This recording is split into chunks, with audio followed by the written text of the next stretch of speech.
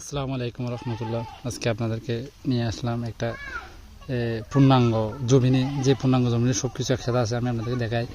এটা হচ্ছে smart Napier. Smart নেপিয়ারের পাশে আপনি দেখেন মাশাল্লাহ কত সুন্দর একটা রঙি মাছের গাছ, আমরা যেটা বলি ফেলান গাছ, যে ধরতেছে। আবার এখানে একটা দেখেন মূলা গাছ, কত সুন্দর, এটা হচ্ছে মূলা হবে।